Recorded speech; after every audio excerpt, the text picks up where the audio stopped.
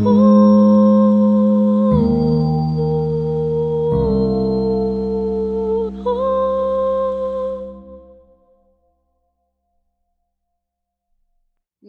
and welcome to Indic Academy and Indica Yoga to James Boag. We are very privileged to have you with us today, James.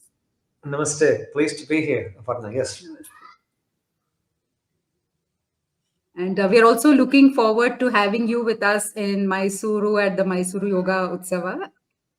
Me too. Yeah, it was lovely to be involved last year. It was such a beautiful event, wonderful atmosphere, and was so impressed with the way it was all organized. Great volunteers. It was a really wonderful atmosphere and so many wonderful sessions. So really pleased to be able to come back again. Yeah.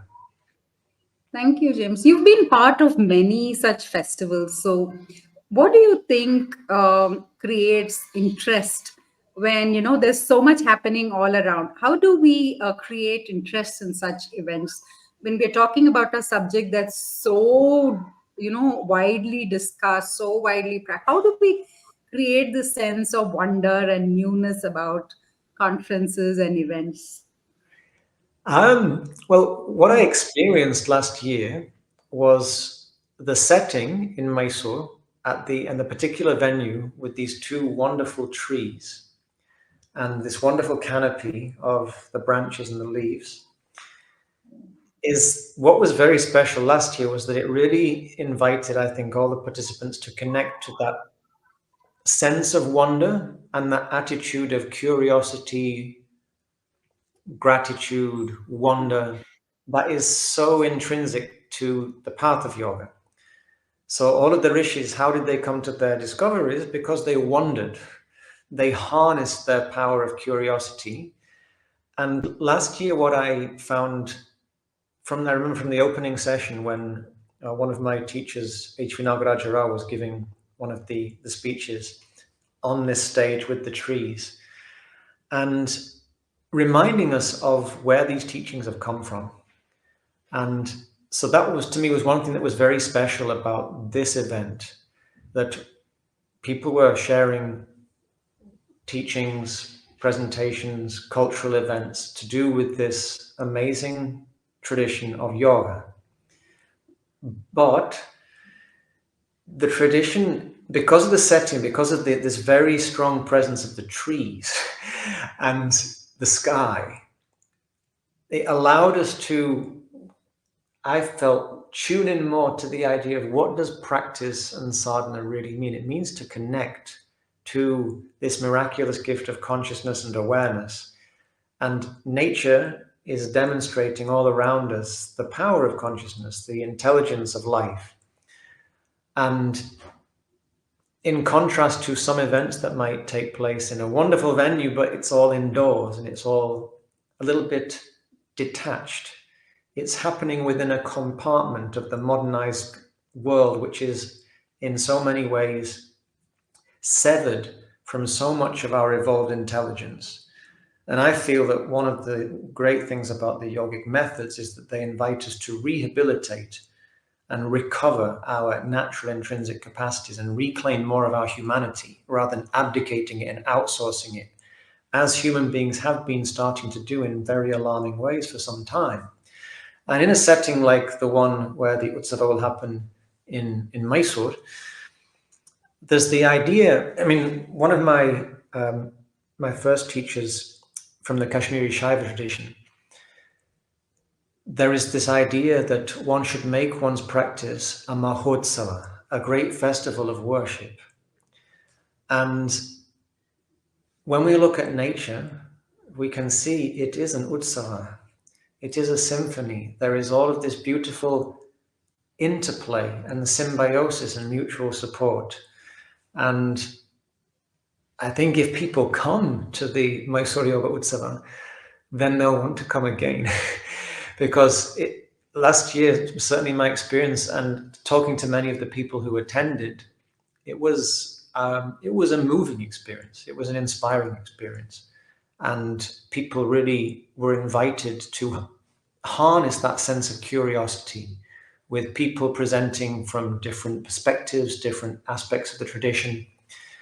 but in a very warm and inclusive environment. So um, I'm not an expert marketeer or promoting things, but I think the first edition last year was an amazing way to introduce people to the type of experience that it would kindle and stoke their curiosity to keep exploring. So I don't know if I answered the question, but I would say it's a very unique yoga festival because of the setting and also being in Mysore, where there is such a rich tradition of the bigger picture of yoga. Of course, Mysore in recent years is or decades has been famous for Ashtanga Vinyasa yoga, but all Mysoreans know there are more yoga schools in Mysore than there are days in the year. And yoga is part and parcel of life in Mysore in so many ways. And so it's a great setting. And if people come, I think they'll have a nourishing, rewarding, and inspiring time. Thank you, James. I think you've actually pinpointed one of the most both debatable as well as sometimes problematic areas, which is the emphasis on programs or courses delivering or promising to deliver something out of which you can make a profession. Hmm. So we're not about enhancing skills or giving tools for upgradation of your yoga abilities so that you can monetize it better wherever you are practicing. This Mm, connection with the natural world and this connection with this removal of emphasis from the individual to mm, a more collective mm. participation is what we aim at. And I think you've said that we've succeeded at that. Well, that was another thing that was I found very beautiful last year is that there were representatives from lineages which from an outside glance could seem to be very different or distinct. So for example, some of the featured presenters who did longer sessions in the afternoons, one afternoon it was Parvati Baul, so from a female Baul singer with her companion. And so there was songs and then interpretations of the songs and invitations for contemplation. So this was one amazing flavor. And then another afternoon, there was a wonderful presentation about rasa, but it was inviting us to consider Sringara rasa in relation to all sorts of challenges and relationships that we'll experience throughout our lifetime.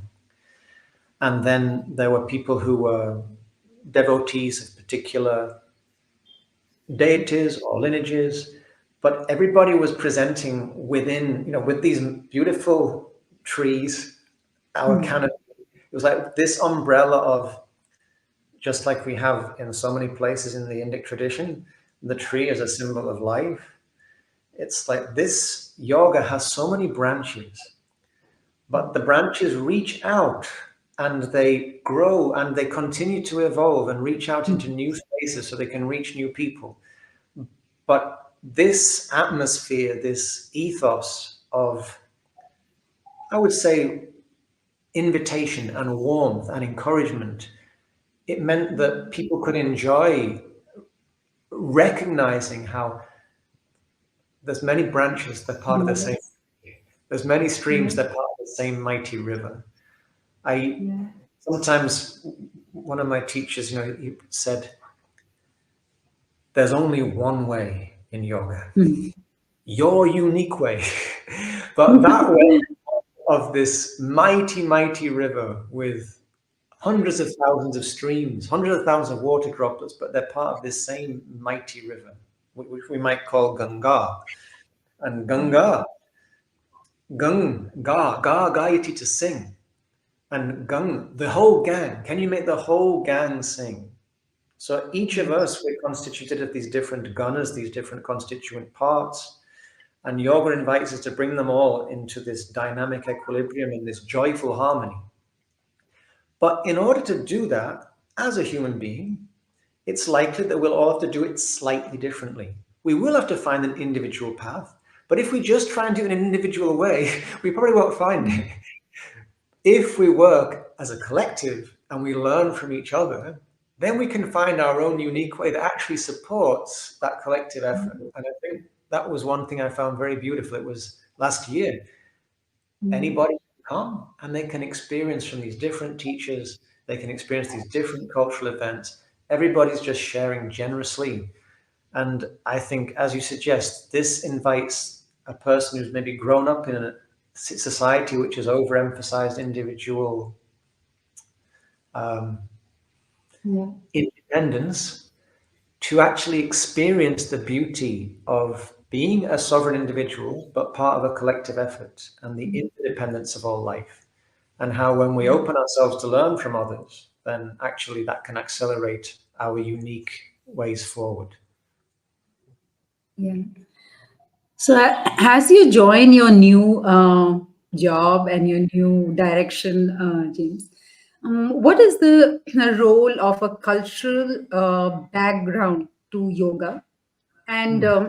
how do we achieve this, the sense of trance state, the sense of going beyond our immediate bodies, which we can feel in festivals when we are together, when we hear the sound, it's through sound, Yes. the drums or the Yes. flute or the violin, collectively we are transported to another realm. It Yes. happens through music, it Yes. happens in dance, it can happen through in a space with heightened energy, like in a shrine or temple. Sure. So how does the one achieve that in yoga, and without necessarily having the cultural context of India? That's an interesting question, Aparna, because I grew up in England, and as a child, I used to go to church where there would be singing, and there would be silence, and there would be prayer. And I also grew up playing sports, and sometimes playing sports in a team sport, for example, when we were training, we would do things as a collective. One was part of a collective effort. So the way I understand it is that really, wherever we came out of a womb, on whichever continent, as human beings, we are all descendants of people who got together in some kind of circle, often around fire, to sing and dance and share stories and share food and nourishment. And so, for example, the practice of kirtan or bhajan singing, this is something that I have loved since I first experienced it 20, almost 25 years ago. And I've since shared it in many places around the world. And what I notice is that if people allow themselves to give themselves to the song, even if it's just singing simple sounds like vowel sounds, or they could sing a song that is carrying some devotional or harmonize. The lyric is full of a harmonious intent. It's inviting a deeper harmony. When people start to sing with others in that way, even if they haven't had the opportunity to do that much in this lifetime, there is a deep resonance because in our DNA, we kind of expect this as a human animal to be part of a circle, to be part of a tribe, to be part of a group that gets together to remind ourselves of the interconnectedness of all things, the interdependence of life. So, whichever continent we grew up in now, we can all trace our roots back to people who are very much connected to the natural cycles of life. And because of that connection, developed lots of perennially valid and valuable wisdom. And what I find so particular or outstanding about the Indic tradition is that much of that wisdom has remained intact and accessible in ways that it hasn't always been the case in other places for so many reasons. One reason being the Sanskrit language, so we can see texts in the same form now that we could see them in thousands of years ago. Isn't always the case for many other parts. Well, it's not the case for anywhere else. And then also because of the vastness of the Indic lands and the folk traditions that were able to be maintained in spite of various invasions and incursions. And so when some of my friends who are from different parts of the world who spent quite a lot of time in India, one thing many of them have commented on when they've spent more time in India and gone beyond the cities, to see how conscious people are, how aware people are of the natural cycles, and how in the festivals there is the demonstration of an awareness or a gratitude, a recognizance of the support of the natural world. So, in my own work, I try to invite whoever is present into a space where they can feel that even if they're singing a Sanskrit song and it's something that the Indic culture isn't something they've had much exposure to in this lifetime, that when they do this type of practice, they can connect it to something that is actually a deep part of themselves. This longing for home, this longing for connection, and this appreciation of doing things that foster greater togetherness. So the school where I'm teaching, they practice here the Ashtanga Vinyasa method. And so people have the experience of doing this, an aspect of their sadhana with other people at the same time. And so they're doing their work, but as part of a collective effort. Similarly to if a sports team trains together or a choir come together and sing. And I've a few times in my life been involved in chorus projects or singing groups. And there's lovely experience when we start singing together, this harmony emerges in a just organic way. We don't have to be a trained choir. If we do a kirtan circle and we just gather in a room and we start singing together, before very long, this wonderful resonance will emerge. And similarly, when people practice together, whether just sitting quietly and meditating, doing some pranayama practices, everybody might be breathing at a different rhythm, different pace to begin with, but over time, a certain resonance will emerge. And same when people gather to do yoga asana together, even if it's very simple things. And so, yoga being about connecting, it's curious to me, many people like going to yoga asana classes. And that was, as I understand it, that was part of the tradition that generally one did by oneself because different bodies have different requirements. But in these times, when there is so much isolation, we see the adaptability, the resilient robustness of the yogic method. It's always giving us so many options to find deep sustenance and deep nourishment. So even doing aspects of practice which traditionally might have been done in isolation, in the current context of more individualism and isolationism amongst many societies in the world, coming together to move together, to breathe together, to sing together, to pray together, to reflect and contemplate together, to study together, all these things that bring people together, I find it's so, so needed in this crazy world. Because when we come together, then we start to remember, we start to understand that we really are all one organism. And so any event that is facilitating this in a positive way, bringing people together for the sake of upliftment and harmonization, yeah, that's the type of utsava, the type of festival that we all can do with a good, healthy dose of fairly regularly. Because I think in the vibrant living traditions, this is one thing that, again, many foreigners who spend extended periods of time in India, oh, there are so many festival days. And, Hmm.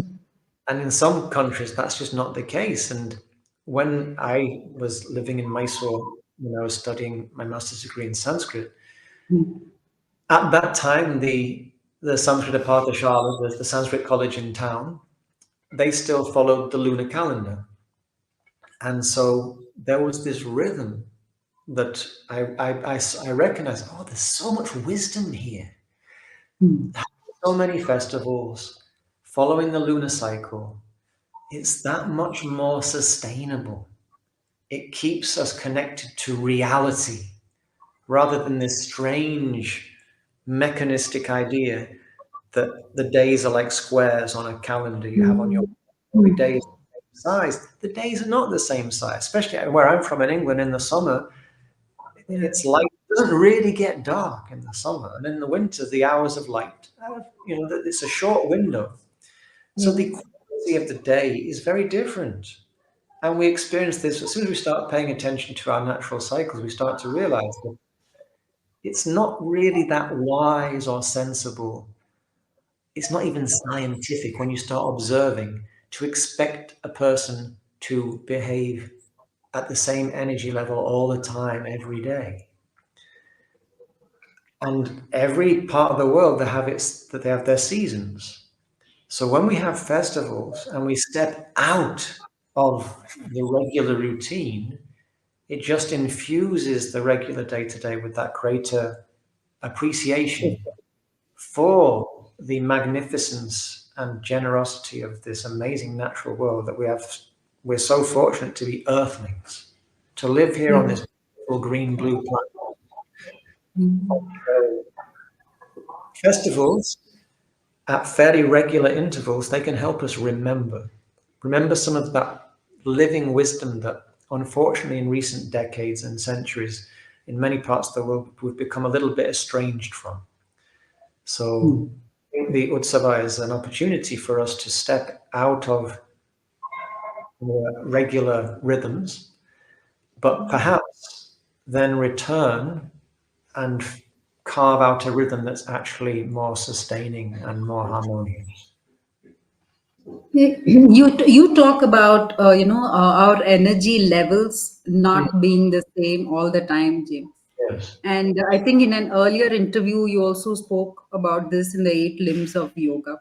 So right now, we are expected to be, as employees, we are expected to be hyper vigilant, hyper productive, all 5 days of the week, which is, Yeah. taking probably a toll on us. So, Yes. and when we are in this sadhaka path, there's Mm, also tremendous restlessness, which is good because you'll keep seeking. So mm. how does emotions, how do we regulate emotions, energy in the modern context?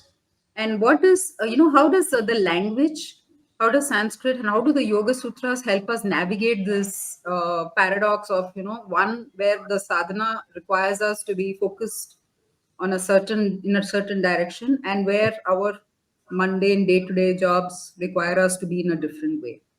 Yeah, it's a great question. um, so the place where we might begin, which is a place where we often begin with yoga practice, is observation.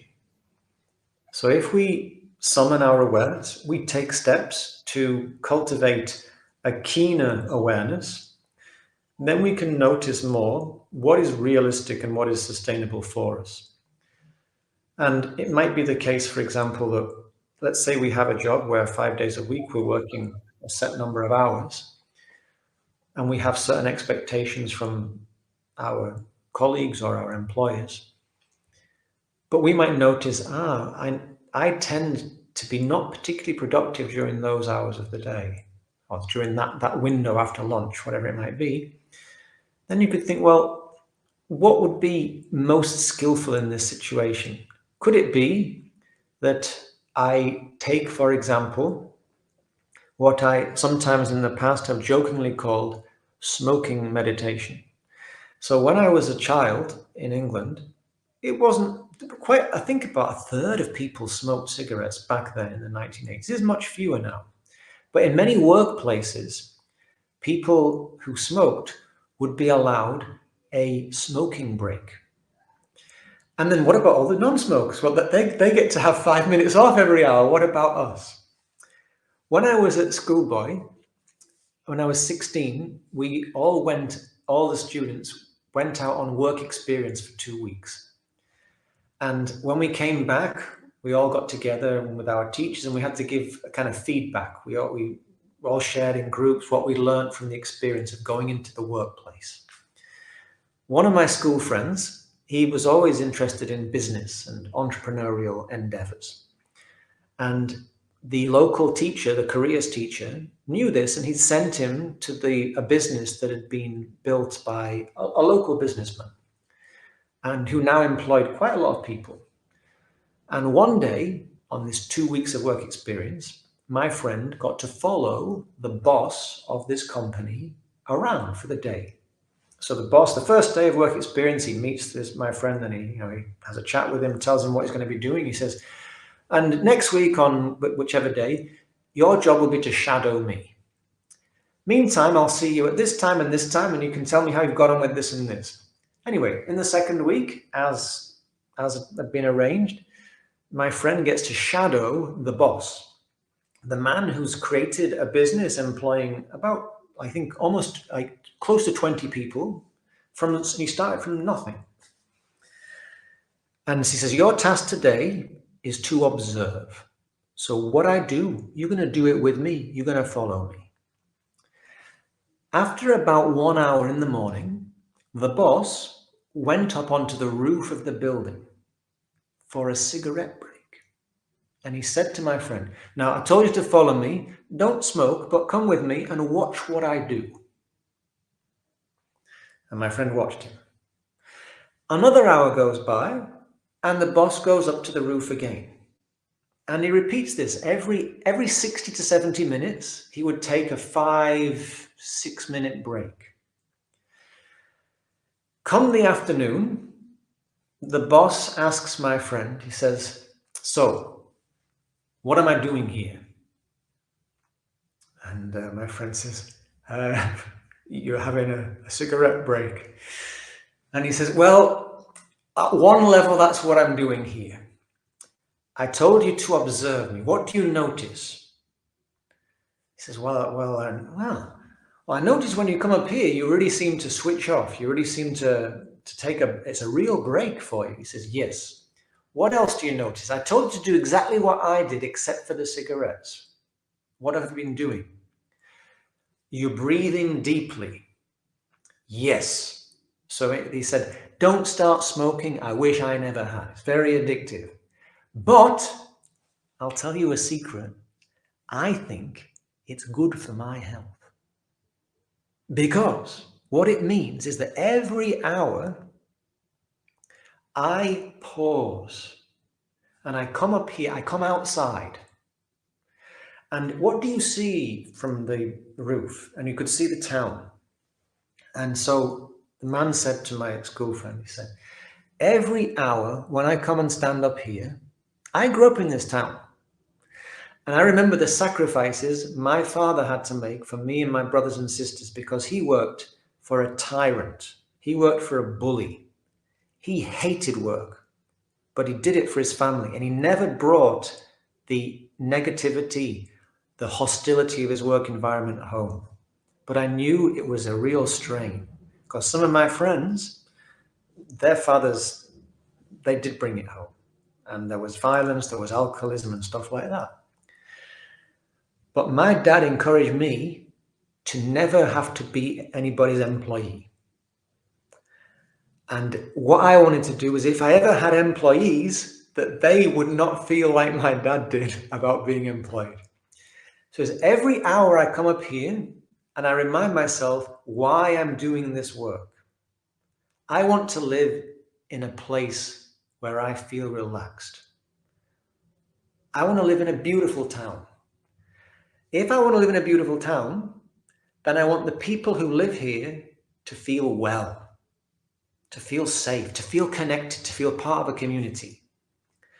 So I'm the boss of this company, yeah? This is my firm.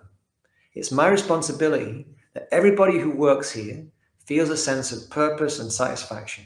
Because if they do, that's going to go out into the community. And when I look out at this town, I can feel I'm doing what I can to actually support cohesion and harmony in this town. I can only do that if I remind myself. What have you noticed working here these last 10 days? And my friend said, Well, the people do seem pretty happy working here. He says, yes. Why? What have you noticed? And so my friend's thinking, now this is the exam. He didn't tell me it was going to be. Oh, I noticed that you don't tell people what to do very much. Yes. What do I do instead?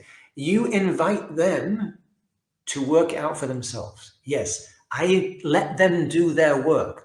When I gave them a job, I interviewed them. There was an application process. So everybody who's got a job, I know they're capable. I want to empower them to get on with it. So when I come up here and I have my cigarette break, I remind myself why I'm doing what I'm doing. And I breathe deeply. And so he said to my friends, this is a great habit. Take the cigarettes out, but every hour, stop for 5 or 10 minutes and remind yourself what you are working for. Because it's very easy in this life to get swept along by the inertia of your old habits. So when you stop regularly, you can check, am I heading where I want to head in this life? So when we get caught up in having to do this strange thing, when I was in India last year, I was in Mysore again after a 4-year break. It was so lovely to be back in India. And I was having a coconut on the side of the road. And this couple came towards me. We started chatting. And one of the man said to me, he said, he knew I was European, his wife was European. He says, you have this strange thing in Europe. You think you have to earn a living. He says, what a barbaric idea. You are life, you are nature, you are existence. You already earned it when you were born. This thing of having to earn a living. So when we're in this system where we're expected to be productive and all of this, we can take some time to remind ourselves, am I navigating this situation in a way that is really in accord with my deeper longings, my deeper desires, my deeper motivations? Am I living a dharmic life here?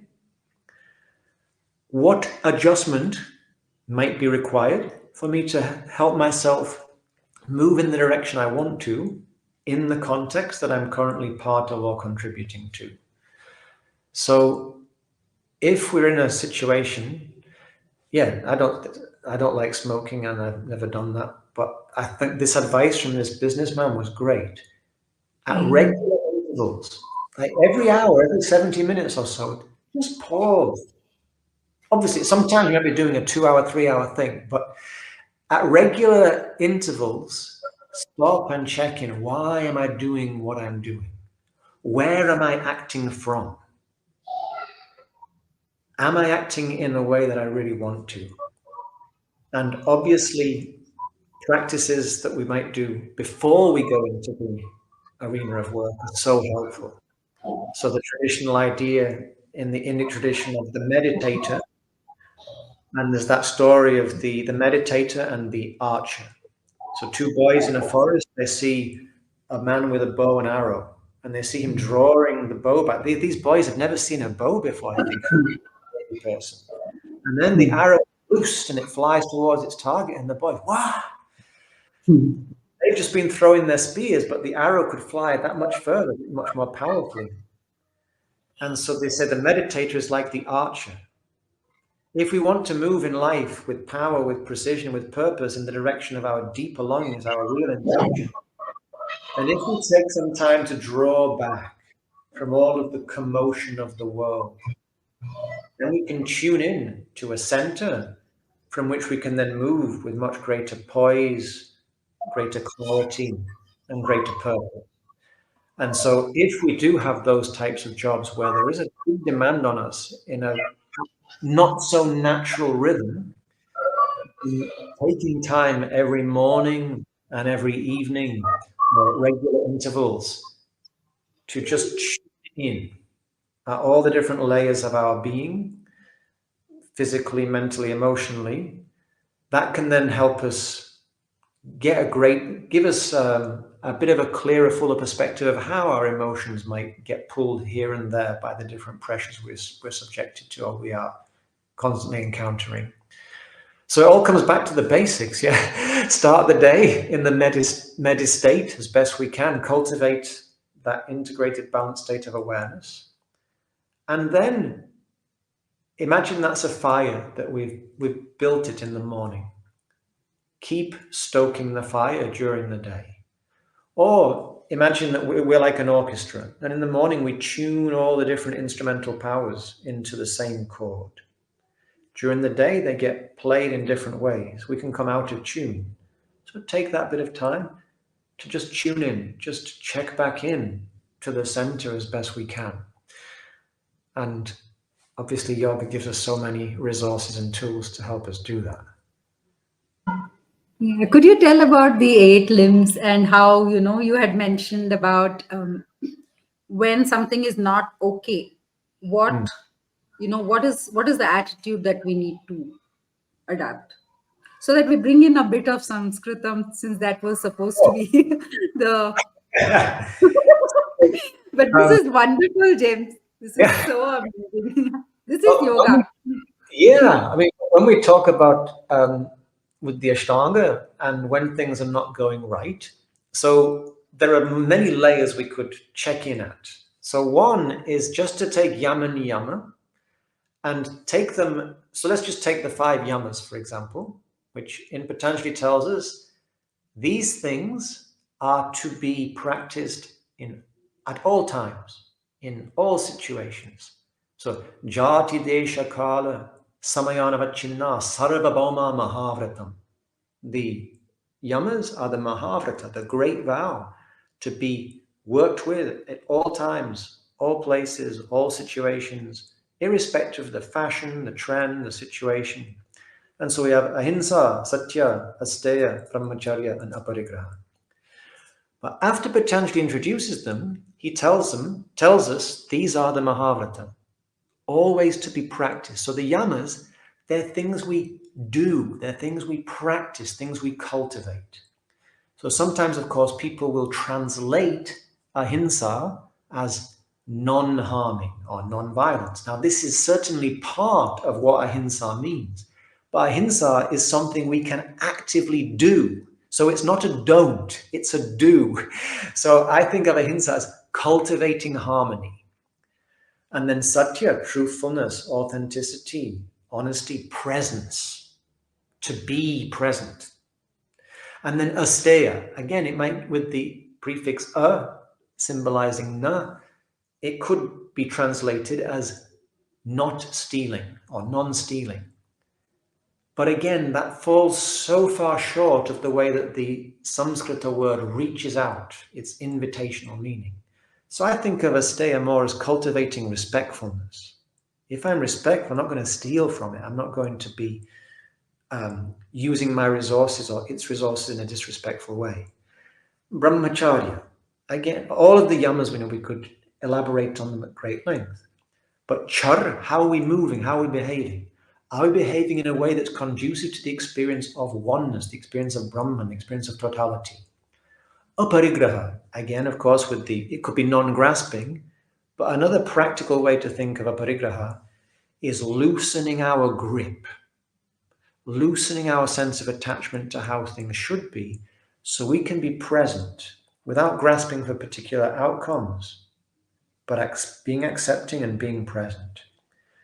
So we can take these five principles, and if we feel torn, if we feel troubled, we can check in with each of them. And if we feel, oh, ahimsa tells me to go here, and sati tells me to go there, now I need to really pause and see what is the course of action that can integrate all of these five. So I find that thinking of yama and niyama as kind of points of a compass that can help us come to a center. If we can find the course of action in which all five yamas would point in the same direction, this is a really useful structure. And then, of course, Patanjali tells us if we find ourselves inclined to do things that would be harmful or that would be inauthentic, if we find ourselves inclined to do things that would be against yoga, that would lead us away from our deeper intent, our deeper longings, then pratipaksha bhavana, remind oneself of what will happen if we take that course, that it's only going to lead to endless suffering. And whether we do it, allow it to be done, or just encourage it to be done, if we engage in that type of action, we will suffer. And on the other hand, if we engage in action which is in accord with the Yama principles, then we're only going to get positive results. And Patanjali lays it all out for us.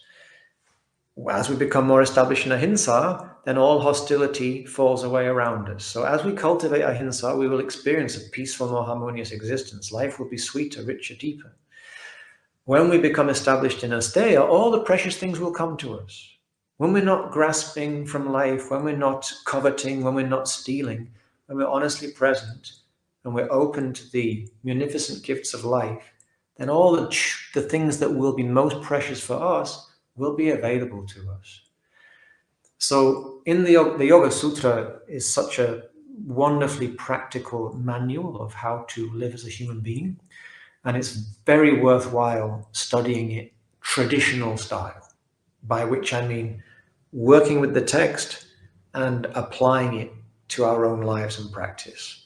I could talk about that at much greater length, but I'm conscious of time. So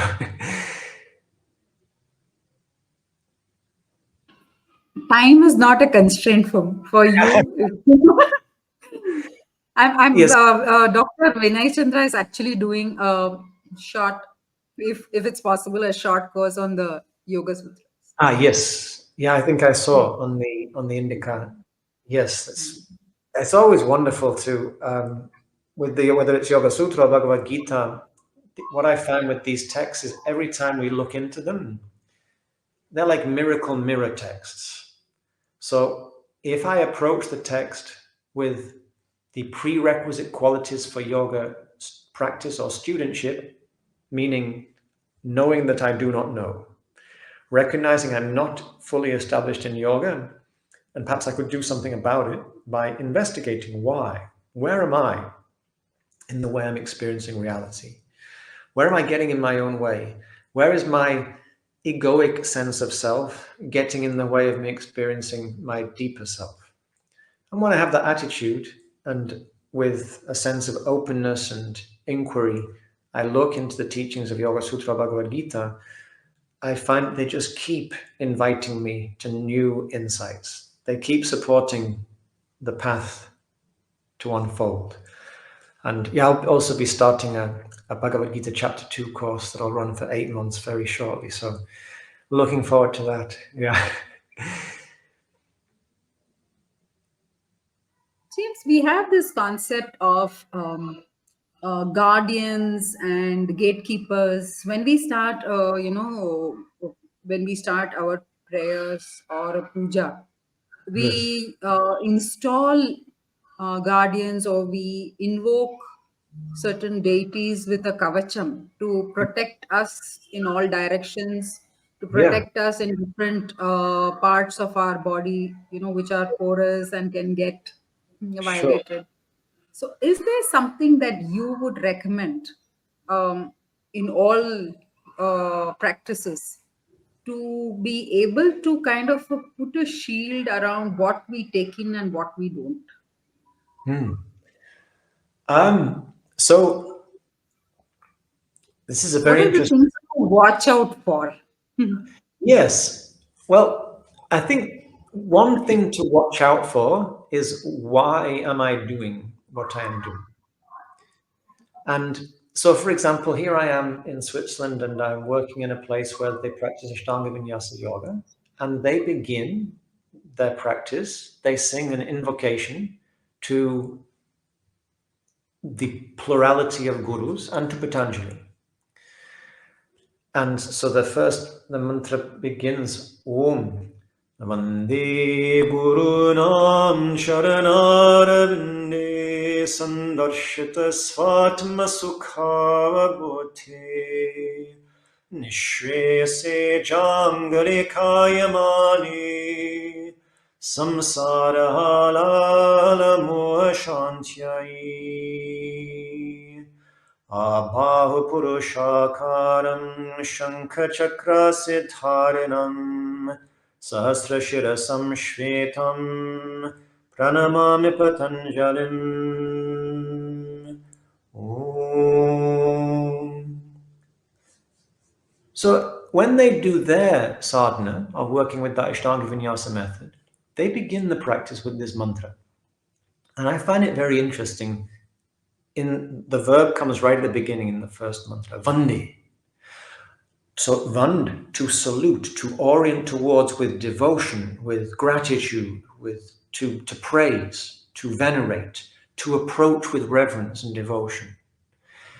And we are reminding ourselves, if we work with a mantra like this, for example, that I'm giving thanks to the lotus feet of all of the gurus, all of those influences in my life that have had a heavy duty enough impact to invite my awareness to move from the state it was in to one that is slightly vaster. So I'm acknowledging life as my teacher, and I'm also acknowledging all of the great masters of all of the lineages that have brought me to this place today, where I can take a step to see a little bit more than I've seen before. So when one recites a mantra, the word, we sing the mantra, we chant the mantra, we recite it. To chant it, we want to enchant ourselves away from the type of attitude that would be grasping or overly ambitious, or would just use the practice to escape. And instead, can I use this time of working with a technique with a sense of purpose, with a sense of gratitude? And I recite it, I repeat it many times. It's not like, oh, I start my yoga sadhana and I do an initiatory process and then done. That's all I need to do. No, we need, as you suggest, we need to be alert. And so if we use, for example, a mantra like this, then if we do it with intent, if we reaffirm our desire to learn from existence and to work with the intelligence of life so we may become a fuller expression of the innate beauty, power, and capacity for integration and harmony of that intelligence, that type of combination of innocence and direction can be effective, I would suggest. Because, for example, when we speak about kavacham, somebody could be practicing who hasn't had any exposure to the Sanskrit tradition, but they do have a very genuine, ongoing, evolving practice. So one thing that I find very beautiful, not just in the Indic tradition, but in most spiritual traditions, we find many stories like this, where there is this emphasis that it's the spirit of the teaching and the spirit of the practice that counts. But can we do something to reaffirm our orientation or check in with our orientation? So when we recite mantras with intent and understanding, especially in the Indic tradition, the Sanskrit tradition, we have sound formulae that are specifically created to foster that protection in a very powerful way. But the underlying spirit is what animates it.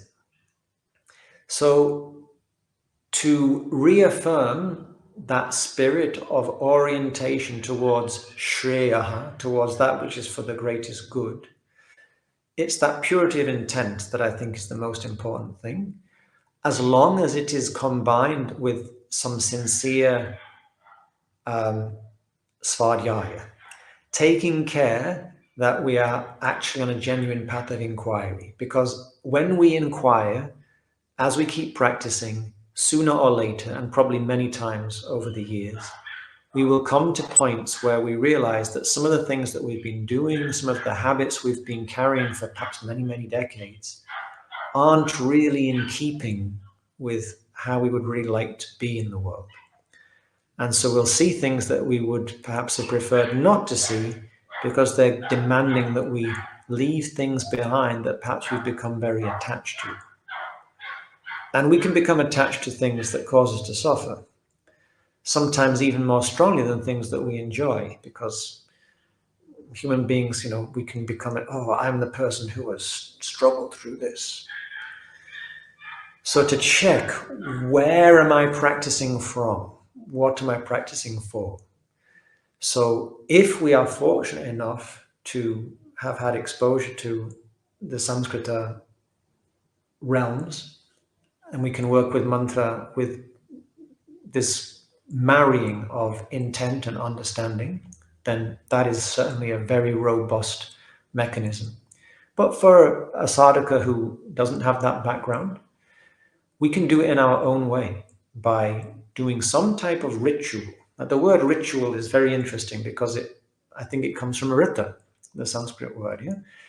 That which facilitates the natural order of things that is conducive to this vibrant evolutionary harmony. So the ritual that is perfect for one person might not be so helpful for somebody else. And I think it's also important to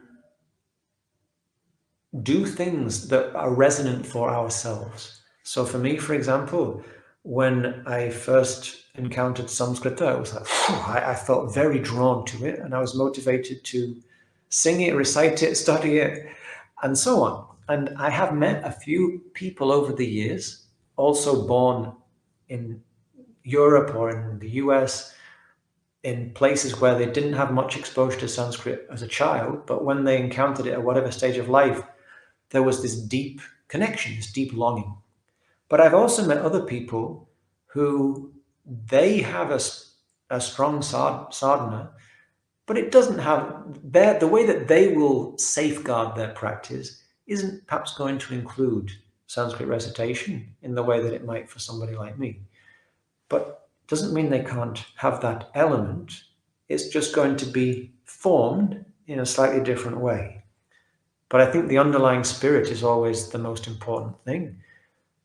As long as it's combined with earnest and humble desire to keep learning. So just because one is born outside India, if we start reciting Samskrita, then let's make the effort to understand it as thoroughly as possible. And these days, there's so many generous teachers who can give us those resources so we can enter into that realm with more and more understanding and more clarity. Maybe one last question, James. In some of our esoteric practices, Yes. including in Tantra or Sri Vidya Upasana, Yeah. there is a certain guptness where we it's not openly given. You have to have a diksha, and Yeah. there are some mantras like Indians by their own cultural awareness or the Yes. history will not be overly eager to jump into something like Definitely. they give the example of Kali mantra, or Yeah. the more fierce goddess, they'll be a little wary, and they'll decide, I'm not ready for it now, or this is not for me. But Yes. when it goes to the West, if there Yes. is this awareness, if it's not there, of Yes. either the sanctity or the, some of these can be, may not necessarily be, have a positive effect if you don't do it Sure. the way it should be done. So, how Yes. do you create that boundaries where, it's not things are not given away too freely when the sadhaka is not ready for it? Yeah. I think this is it's an important point you raise, Aparna. It's what I notice is that in some parts of the world, um, I think it's the case that some people have grown up in an environment where the traditions of the lands they grew up in have been significantly eroded, and people have not had much exposure to what I would consider appropriate respect for that which has been developed over millennia. And also a lack of respect for the power of language and the power of words. In the English speaking world, for example, I was just saying the other day um, how when I lived in India, I felt much less foreign than when I've not lived in the US, but I've worked there for some extended periods, and I felt much more at home in India than in the US. And one of the reasons was because I found when I was in the US, apparently people speak English, and of course they do. But I found the way that Indian people often speak English much easier for me to connect with and communicate with at a level that I found that the mutual comprehension was deeper and easier. Sometimes in the US, I would say something, the person I would be speaking with would say something, and it's like we understand all the words, but what we are trying to communicate is really being lost in translation, even though it's the same language. I don't experience that to the same degree in India. And I made the observation many Indian people that I know speak 5, 6 languages just as a matter of course, because they grew up in a place where there are 2 or 3 languages spoken. They may speak English very, very well. Some of my friends know one of the 2 parents are from different parts of India. So, and consequently, there is a richness in the vocabulary, and there is an awareness and a respect for the reality that each language is a different lens on reality, is a different way of seeing existence. So when one has that type of cultural awareness or cultural background or linguistic exposure, it makes it a little bit, people are more aware that, oh, there are certain things you need to be very careful of. But when people just know one language and they treat it without any respect, they treat it very carelessly, it's easier to perhaps fall into this trap of just thinking you can take things and do what you want with them. And some other people from so-called Western countries who've moved to other countries have commented to me how there is this, they call it a smash and grab mentality, where people go to some other country and take what they want without really realizing its beauty or its depth. And my perception, I remember when I was a student, I was 20 years old and I was in Italy studying. And I was in Siena at the time of this traditional horse race around the town square called the Palio. And I remember being utterly horrified when that night, some from one of all the different neighborhoods in the town, they will have riders in the race. And the neighborhood that wins, they will be parading through the streets, singing all these songs in the Tuscan dialect. And I remember seeing a group of foreign tourists joining in this victory parade. But I was very disturbed because what I could perceive this parade is what these people are singing about is ancient. These people are singing songs that belong to their neighborhood and been passed down in their neighborhood for centuries. And it's all these ancient antipathies to different neighborhoods is nothing to do with me. But some tourists joined in as if they could be part of that. No, you don't know what they're saying. You don't know where it's from. And when I encountered the Indic tradition, my teachers, made it very clear that you don't mess around with Sanskrit and you don't mess around with mantra. And there are certain things that you can happily do. You like singing these songs, just sing them. That's fine. And the important thing is your intent and the spirit. But just as you suggest, when we come to the realm of mantra and Sri Vidya, this is the power of life itself. And it's the power of life and death. So, and there's the classic example that one time in Mysore, it was a South Indian Brahmana family who were worshipping a fierce form of the Divine Mother, and they were having lots of issues in there, lots of problems.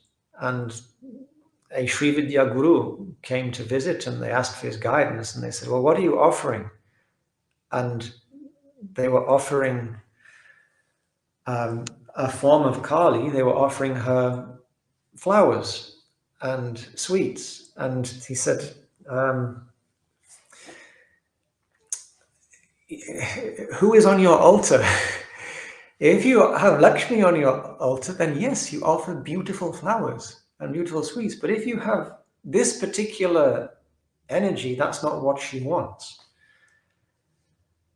And I've noticed for some people who have not had the experience of the tradition and how potent it is, it's very easy for them to be to just to ignore what is being what is at stake here, what is this energy that we're working with.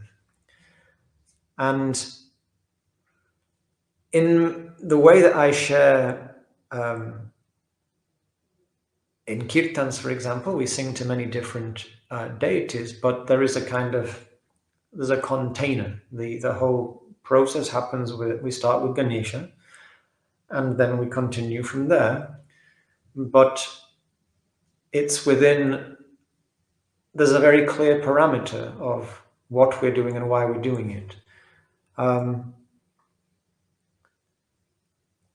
this is something that, one thing that I've felt for many years is that it's wonderful that the word yoga is that much more recognized all around the world. It's wonderful that so many more people are exposed to many yoga techniques, but it would be wonderful even more if there was more proliferation of what yoga really means, that it's about weaving harmony into all aspects of life, and that this tradition is so rich and so vast and so deep. And we can become very adept within the realm of a particular body of technique in asana or pranayama or meditation, for example. We could become particularly adept in one shastra. But as some of my great teachers pointed out, when you become really proficient in one shastra, then you understand how little you know. And yeah, I mean, I think it's a question of education and exposure, but if people can be invited into a recognition of there are certain things that one needs to approach them with reverence. And this whole attitude of reverence to me is one of the things, like just that simple mantra of Ande Guru Nam. Let me approach this practice with reverence, with respect. Let me explore it as a student, a lifelong student. Let me remain in this attitude of the student. Let me be the patra. Let me empty myself of preconceptions and let me approach as best I can as Arjuna, clear, devoid, and I know that I don't know. I'm ready to receive from this tradition. I don't know if I answered the question, Aparna, but I think it's You've answered it perfectly, and it's really amazing that you're such a wonderful ambassador of the tradition of our culture. It's very heartening that yoga is in good hands well, in Switzerland. well, it's very kind of you to that, say. that light and your essence just shines through, James. That authenticity is just sparkling. Well, it's very kind, and but it is very interesting for me that when the first time, for example, I'd sung in I've always enjoyed singing, but the first time I experienced kirtan, it was like, ah, oh, I definitely want to sing more in this language, and it felt very familiar. And then when I met my teacher, who was a direct student of Swami Lakshmanju in the Kashmiri Shaivism lineage, when I was introduced to the Kashmiri hymns, it was like there was almost like a deep familiarity, and it was something that felt very like home. So I've been very fortunate to study with amazing teachers in India, and one of them, who's no longer alive, um, he said to me one time, he says, "We will receive no payment from you in any monetary form." He says, your dakshina, you must communicate these teachings to people who otherwise would not get the chance to meet them. But you must do it Indian style. You must do it in a way that invites people to install the teachings into the fiber of their being. Not studying it so you can pass the exam, but studying it so it becomes part of you. And that's something I really took to heart. And yeah, I tried to do my best, and it's Yeah. something to aim at. Yeah. Thank you so much, James. Really, such a wonderful conversation once again, and looking forward to seeing you in Mysuru in December. Me too. Thank you so much. It's always a pleasure, and I'm Yeah. really looking forward to being back in India again.